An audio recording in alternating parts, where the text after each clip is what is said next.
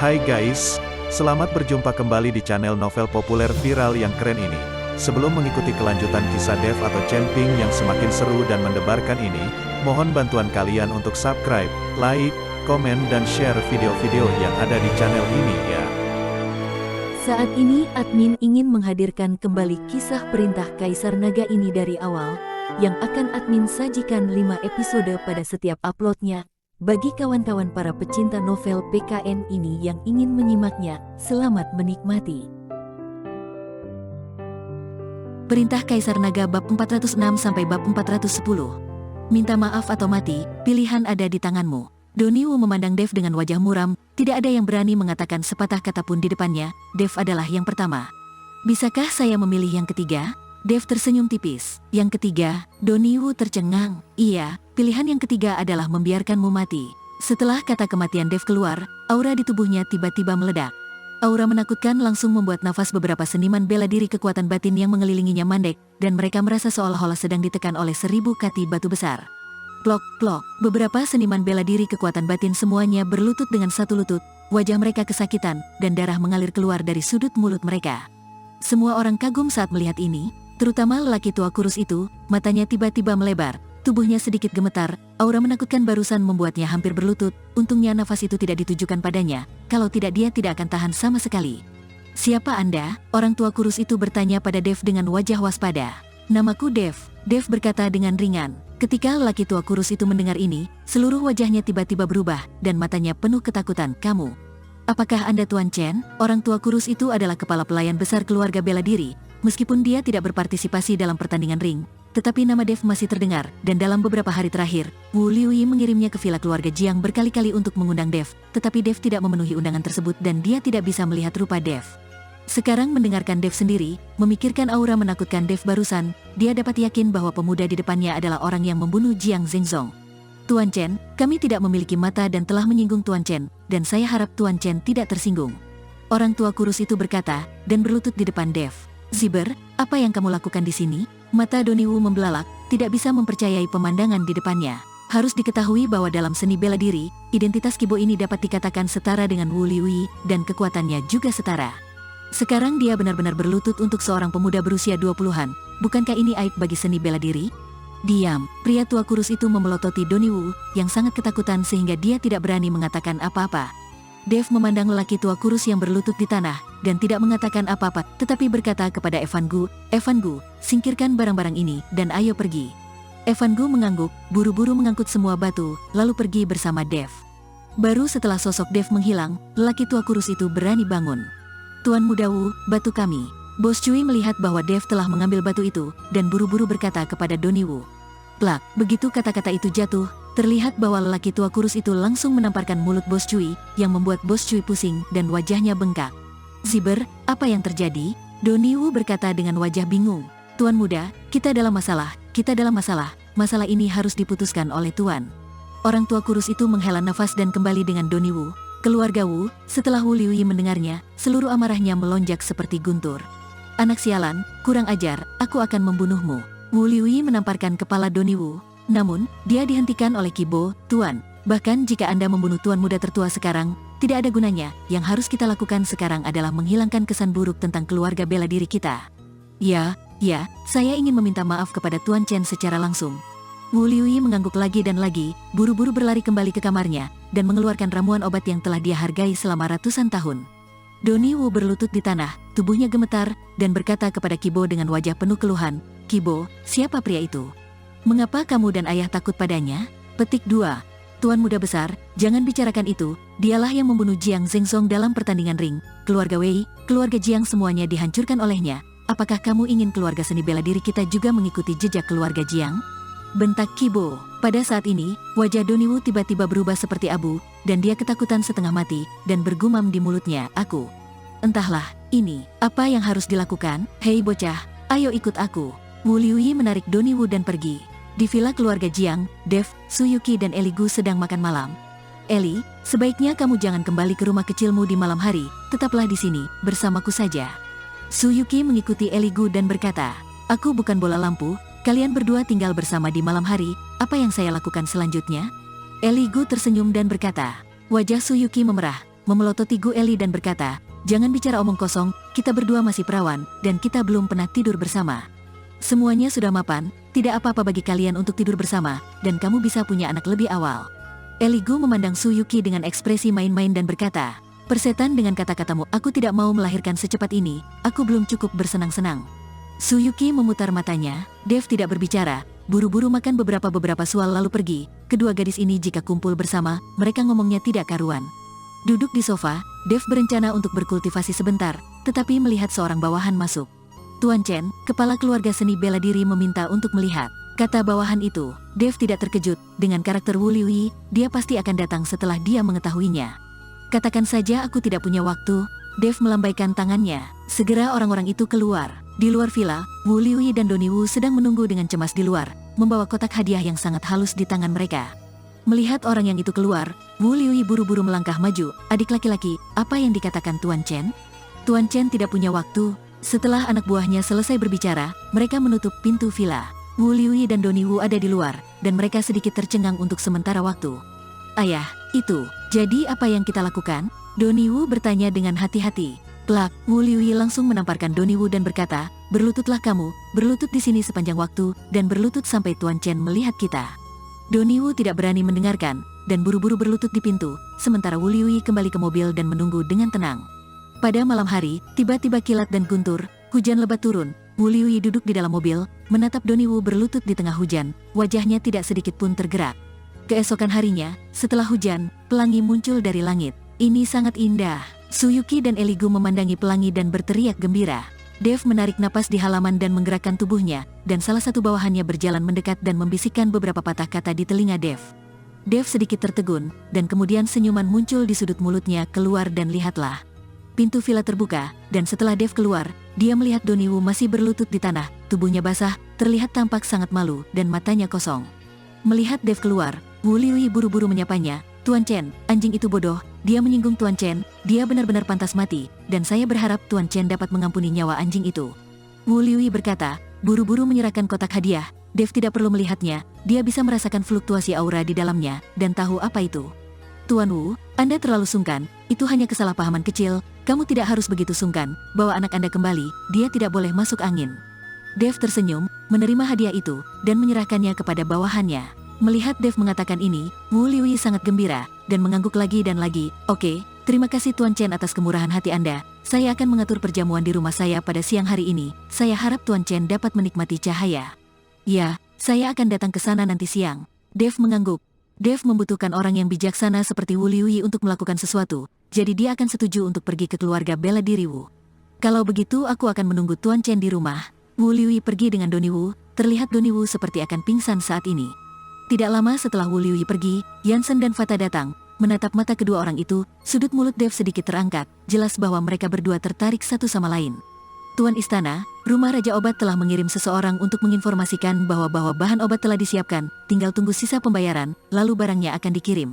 Fata berbisik kepada Dev, "Baiklah, saya akan mencoba yang terbaik untuk mempersiapkan pembayarannya. Kamu jual semua properti keluarga Jiang dengan murah, kumpulkan dana, sisakan villa ini, dan lihat berapa banyak uang yang dapat kamu hasilkan."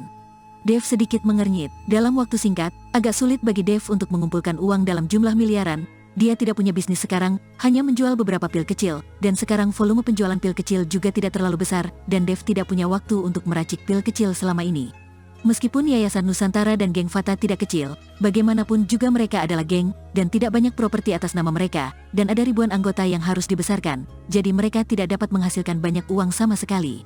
"Baiklah," Fata mengangguk, "tapi saya khawatir barang-barang ini akan sulit dijual dalam waktu singkat, dan akan butuh waktu untuk menjualnya, tetapi saya telah mengirim seseorang kembali ke Rumah Raja Pengobatan untuk meminta penundaan selama beberapa hari. Tuan Istana, bagaimana kalau saya jual semua properti Yayasan Nusantara di Hongcheng, dan saya akan dapat menghasilkan uang, tetapi Yayasan Nusantara saya penuh dengan rakyat jelata, dan ketika saya tiba di ibu kota provinsi ini, saya menemukan bahwa saya adalah hanya lelucon." Yansen mengikuti Dev dan berkata. Dev melirik Yansen dan tersenyum tipis, "Kamu juga ingin datang ke ibu kota provinsi untuk mengembangkan kekuatanmu?" "Saya." Yansen melihat ekspresi Dev, dan tiba-tiba wajahnya memerah, dan dia tidak tahu harus berkata apa. Fata menundukkan kepalanya sedikit dan tertawa diam-diam. "Untuk Yayasan Nusantara, kamu dapat mencari orang yang dapat dipercaya untuk mengurusnya. Kali ini setelah bahan obat dari rumah Raja Obat tiba, saya akan memurnikan pil untukmu, dan berusaha untuk membuat Anda menerobos dalam waktu sesingkat mungkin. Dave mengerti apa yang dimaksud Jansen, dan tahu bahwa dia ingin tinggal di ibu kota provinsi untuk berkembang. Lagi pula, Fata berada di ibu kota provinsi, dan kekuatan Fata jauh lebih tinggi darinya. Sebagai orang besar Jansen, kalau dia tidak berkembang, wajahnya sedikit tidak sedap dipandang. Benarkah? Jansen tiba-tiba terkejut. Terima kasih banyak, Tuan Istana. Kamu kan pengikutku. Tentu saja aku tidak akan membiarkan keterampilanmu mandek hanya sampai di situ. Jika tidak, bukankah itu akan memalukan Istana Naga Langit? Dave bangkit dan menepuk bahu Jansen sambil tersenyum. Hei, kalau saja aku tahu di mana aula lain berada, total ada 13 aula, aku pasti akan datangi untuk bisa menghasilkan uang. Jansen tiba-tiba menghela nafas. Oke, kamu lakukan saja yang terbaik. Aku akan mencari cara untuk menangani masalah uang ini. Kalian pergi dan kunjungi pasar di sini, semuanya cukup bagus. Dave tersenyum dan melambaikan tangannya. Fata tersipu dan berjalan keluar, sementara Jansen melirik Dave dengan penuh rasa terima kasih dan mengikuti. Fata dan Jansen berjalan kembali, alis Dave sedikit berkerut. Miliaran uang, ini bukan jumlah yang kecil, di mana mendapatkannya? Jika benar-benar tidak mungkin, dia hanya dapat meminta ayah mertuanya Juan untuk meminta bantuan. Tetapi meskipun keluarga Juan adalah orang terkaya di Hongcheng, belum tentu ada banyak uang di tangan, sisanya adalah aset tak bergerak dan masih butuh waktu untuk menjualnya. Pada siang hari, Wu Liuyi mengirim mobil untuk menjemput Dave, dan Donnie Wu lah yang mengemudi. Pada saat ini, Donnie Wu sudah berganti pakaian, dan wajahnya jauh lebih baik, dan ketika dia melihat Dave keluar, Donnie Wu segera membuka pintu mobil dengan hormat. Tuan Chen, silakan masuk ke mobil. Dave mengangguk dan duduk di dalam mobil, sementara Donnie Wu mengemudi dengan hati-hati dan bergegas menuju keluarga Wu. Donnie Wu yang semula sombong dan mendominasi, tetapi dalam menghadapi kekuatan absolut, dia hanya bisa melayani dengan hormat, bahkan ayahnya sopan kepada Dave, bagaimana dia berani memiliki sedikit rasa tidak hormat. Ketika mobil melaju di jalan, telepon Donnie Wu berdering, tetapi dia tidak berani menjawab, tetapi diam-diam melirik Dave. Dave tersenyum tak berdaya, jawab saja teleponnya, aku bukan iblis kok. Begitu Dave mengatakan ini, Donnie Wu mengangkat telepon. Tuan Muda Wu, Bos Feng telah tiba di pelabuhan, batu kasar sudah mulai dimuat, dan dia akan bisa datang kepada kita di sore hari. Kata orang di telepon. Oke, saya mengerti. Donnie Wu hendak menutup telepon saat dia berbicara, tetapi pihak lain segera berkata, Tuan Muda Wu, Bos Feng berkata bahwa kumpulan batu kasar ini adalah batu Hengsan, Anda harus menyiapkan lebih banyak uang. Batu Hengsan, Donnie Wu jelas tercengang, dan kemudian ada sedikit kegembiraan di wajahnya. Tidak masalah, biarkan dia mengangkut semua batu kasar, dan jangan membaginya dengan orang lain.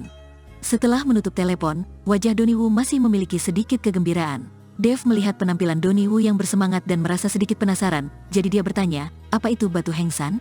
Oh, Tuan Chen tidak tahu, batu Hengsan ini adalah batu kasar yang diproduksi di Gunung Heng. Karena tingkat pengiriman batu kasar jenis ini tinggi, hijau kekaisaran, merah api, merah permata berharga ini, kebanyakan dari mereka adalah jenis batu Hengsan ini, jadi harga batu kasar akan lebih tinggi. Tetapi jenis batu ini bisa ada di tangan Anda, jika Anda beruntung, bahkan jika Anda membukanya sendiri, Anda dapat menghasilkan banyak uang. Donnie Wu dengan bersemangat memberikan penjelasan kepada Dave, dan dapat dilihat bahwa Donnie Wu ini masih memiliki beberapa wawasan yang cukup tentang batu, dan dia bukanlah anak yang tidak berguna. Jika kamu dapat meningkatkan volume pengiriman batu kasar, dan kamu dapat menghasilkan permata 100%, berapa banyak uang yang dapat dihasilkan benda ini? Dave tiba-tiba menjadi tertarik pada batu judi, dan dia sepertinya melihat cara untuk menghasilkan uang. Bagaimana seseorang bisa membuka permata 100%, bagaimana jika? Donnie Wu berkata, tiba-tiba tertegun, dan kemudian menatap Dave melalui kaca spion dengan heran, karena dia tiba-tiba memikirkan kejadian kemarin. Dave baru saja mengambil 10 keping dari batuan sisa, dan 5 diantaranya membuka permata. Meskipun 5 keping sisanya tidak terbuka, tetapi Donnie Wu juga sepertinya memahami sesuatu. Tuan Chen, jika Anda dapat membuka 100% permata, maka industri ini akan menjadi keuntungan besar, bahkan Anda bisa menjadi orang terkaya di provinsi ini, dan ini tidak berlebihan. Donnie Wu berkata dengan penuh semangat, ini cara yang bagus untuk menghasilkan uang. Dave mengangguk, Tuan Chen, jika Anda tahu cara memilih batu kasar, maka kita bisa bekerja sama. Saya dapat memberi Anda 50% saham, tidak, 80%, saya hanya perlu 20% saham. Tuan Chen hanya perlu datang ke batu kasar, untuk memberi kasanya. Jantung Donnie Wu berdebar kencang, jika dia bisa memilih 100% batu kasar yang mengandung batu permata, bahkan jika itu adalah 20% saham, bukankah dia akan kaya raya? Pilih beberapa batu kasar yang bagus dan buka sendiri, lalu tinggalkan beberapa kain lap dan jual di toko batu judi, sehingga para penjudi itu bisa berjudi dan mendapat untung lagi. Kamu sangat percaya padaku? Kata Dave sambil tersenyum. Iya, saya sangat percaya. Dengan keterampilan Tuan Chen yang terlihat kemarin, seluruh dunia batu judi tidak dapat menemukan master dengan kemampuan yang begitu unik. Donnie Wu buru-buru mengangguk dan berkata, "Yah, aku kekurangan uang, jadi aku akan bekerja sama denganmu." Dave mengangguk, "Terima kasih Tuan Chen, terima kasih Tuan Chen." Donnie Wu sangat gembira di dalam hatinya dan buru-buru berterima kasih padanya.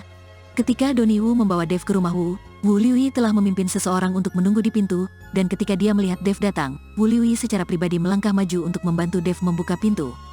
Memasuki aula seni bela diri, Dave menemukan bahwa Wu Liuyi telah menyiapkan makan siang yang sangat mewah, dan setelah mengundang Dave ke kursi utama, dan yang lain tidak berani duduk. "Master Wu, Anda terlalu sungkan, ini hanya acara kecil, mengapa repot-repot membuatnya begitu megah?" Dave melihat ke meja makanan dan berkata dengan senyum tipis, "Tuan Chen, mana berani saya asal-asalan?" Wu Liuyi berkata, dan secara pribadi dia bangun dan menuangkan segelas anggur untuk Dave. "Donnie Wu, beri penghormatan kepada Tuan Chen, layani Tuan Chen untuk menebus kesalahanmu kemarin." Setelah Wu Liuyi menuangkan segelas anggur untuk Dave, dia berkata kepada Donnie Wu, "Tidak perlu, ini bukan masalah besar, dia tidak perlu menebus kesalahan lagi dan lagi." Dave melambaikan tangannya dan berkata, "Ya. Wu Liuyi mengangguk lagi dan lagi. Tuan Chen tidak tahu, dia itu seorang pembangkang, dia sudah tidak patuh sejak masih kecil, dan dia pemalas, dia tidak memiliki bakat untuk berlatih, tetapi dia hanya tertarik pada beberapa batu pecahan sepanjang hari. Setelah ini, saya akan memintanya untuk menutup toko batu judinya itu, dan saya tidak akan izinkan dia menyentuh batu-batu besar itu di masa depan." "Ayah, aku tahu itu salah. Aku pasti akan mengubah kepribadian sombong dan mendominasi ini di masa depan, tapi jangan suruh aku menutup tokoku itu." Ketika Donnie Wu mendengar ini, dia langsung berkata dengan cemas, "Diam kamu, kali ini berkat kemurahan hati Tuan Chen kamu selamat, jika tidak hidupmu akan tamat, dan kedepannya kamu tidak dibolehkan membuka toko batu judi omong kosong itu, dan kamu akan tinggal di rumah dengan patuh, dan kamu tidak diizinkan pergi kemanapun." Wu Liuyi memelototi Donnie Wu dengan marah dan menegur dengan keras, "Ayah, tokoku tidak bisa tutup." "Kenapa tidak bisa ditutup?" Wu Liuyi berteriak, Karena di toko batu judi saya itu juga ada saham Tuan Chen, dan sekarang Tuan Chen adalah bosnya, tidak bisa ditutup." Donnie Wu tiba-tiba teringat masalah memberi Dave 80% saham, dan segera berkata kepada Wu Liuyi. Wu Liuyi tertegun dan menatap Dave dengan wajah bingung. Dave mengangguk dan berkata, "Donnie Wu benar, saya berencana untuk berinvestasi di toko batu judi miliknya. Setiap orang memiliki ambisinya sendiri, dan bakat mereka berbeda. Tidak semua orang cocok untuk seni bela diri. Saya pikir Donnie Wu sangat berbakat dalam bisnis batu judi. Karena itu masalahnya, maka saya lega, dengan Tuan Chen yang bertanggung jawab. Saya percaya bahwa anak saya juga dapat melakukan bisnis dengan jujur."